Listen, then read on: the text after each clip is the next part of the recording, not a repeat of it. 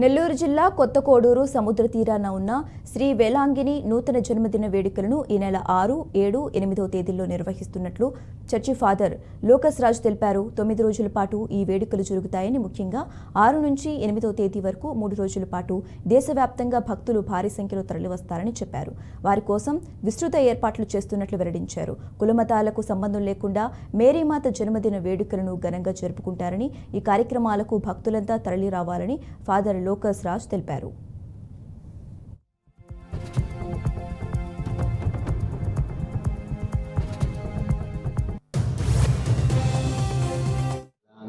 ఆరోగ్య మాత పుణ్యక్షేత్ర తిరణాల సందర్భంగా ఇక్కడ వచ్చినటువంటి మీడియా మిత్రులందరికీ కూడా మొట్టమొదటిగా నా కృతజ్ఞతలు తెలుపుతున్నాను. ప్రతి సంవత్సరం కూడా ఈ కోడూరు వేలాంగిని ఆరోగ్య మాత పుణ్యక్షేత్ర తిరణాలు సెప్టెంబరు 6, 7, 8వ తేదీల్లో జరుగుతుంటాయి.